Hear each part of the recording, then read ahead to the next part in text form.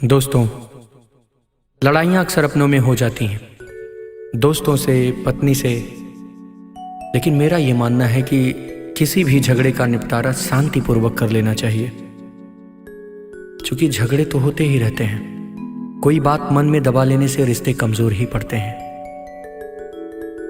बात है उस समय की जब पति और पत्नी का उसी दिन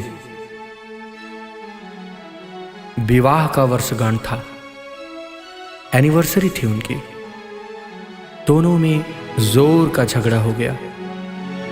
बात इस कदर बढ़ गई कि पति ने अपना बैग उठाया और दरवाजे को ठोकर मारते हुए, बंद करते हुए अपने ऑफिस के लिए निकल गया। पत्नी का गुस्सा भी चरम सीमा पर था। दरवाजे के बंद होते ही कांच के शोकेस, आसपास पड़ी वस्तुएं तोड़ डाली और निर्णय लिया कि आज भोजन नहीं करेगी। धीरे धीरे समय बीत गया। शाम हुई। पत्नी ने यह सोचते हुए निर्णय लिया कि झगड़ा तो झगड़ा है, आखिर इसका अंत तो है नहीं, जीवन इस तरह नहीं चलेगा। पहला कदम मुझे ही लेना पड़ेगा। अपने मन को समझाती हुई वह केक बनाती है और अन्य पकवान तैयार करती है। आज विवाह की वर्षगांठ है, इस हेतु पति आएंगे और उनका स्वागत इस प्रकार से किया जाएगा।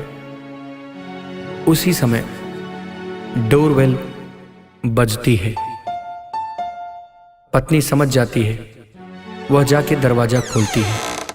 जैसे ही दरवाजा खोलती है, वैसे ही लैंडलाइन फोन की आवाज उसके कानों में पड़ती है। अब वह फोन उठाने के लिए कमरे में जाती है। वह देखती है कि लैंडलाइन पर वही नंबर आया है जो नंबर पति का है। उसने फोन उठाया। दूसरी तरफ से आवाज आती है, क्या ये राहुल जी का घर है?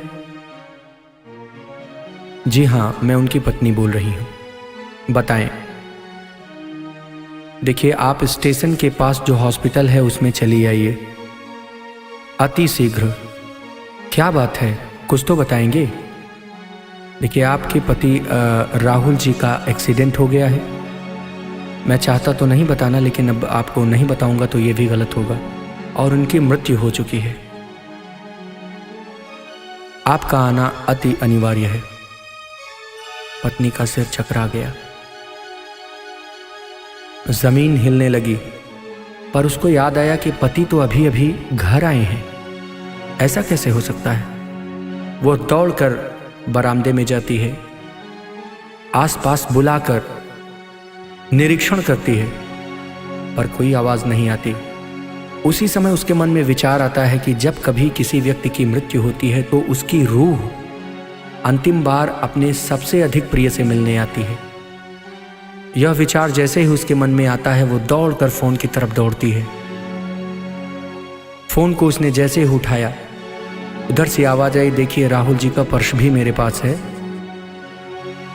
और फोन भी। आप आए, इनको लेकर जाएं, आपका हॉस्पिटल आना अनिवार्य है। पत्नी चकराकर गिर पड़ती है। कुछ देर बाद उसको होश आता है। तभी बाथरूम से आवाज आती है, सुनती हो? चाय बनाओ यार, आज का दिन ही खराब गया। उधर पर्स चोरी हो गई, मोबाइल चोरी हो गई और ठंडी भी ऊपर से लग गई। इतना सुनकर पत्नी को ऐसा लगा कि जैसे ईश्वर ने अनंत कृपा उसके ऊपर बरसा दी। उसकी खुशी का पारावार ना रहा। वह दौड़कर बाथरूम के पास से आई आवाज अपने पति से लिपट गई और रोने लगी। पति ने बार बार पूछा, क्या हुआ? उसने बताया कि मैं आज के बाद आपसे झगड़ा नहीं करूंगी। पर हुआ क्या? तो उसने सारी बात बताई। पति ने कहा, नहीं नहीं नहीं, ऐसी कोई बात नहीं, मैं स्वस्थ हूं, ठीक हूं, परेशान मत हो। तो दोस्तों, झगड़ा शांतिपूर्वक निपटाएं। जीवन बहुत अमूल्य है। प्रभु स्वयं आकर समझाता है उन जोड़े को, अथवा कोई व्यक्ति इसका निदान करता है। उनको तो दोबारा चांस मिल भी गया, हमको मिले ना मिले। ये मोहब्बत को बनाए रखिए। झगड़े करते रहिए, बेशक अपने अंदर की बातों को बाहर लाते रहिए, लेकिन उनको भी शांत करने के लिए कोई ना कोई व्यवस्था करके ही रखिए। क्रोध को अंतिम सीमा तक मत जाने दीजिए। वैसे भी राजन जी महाराज जी ने ये कहा था अपनी कथा में कि यदि आपका झगड़ा किसी व्यक्ति से होता है तो एक चीज जरूर ना करें, वो है कि उस व्यक्ति से बोलना बंद मत कीजिए हमेशा के लिए, कुछ देर के लिए भले।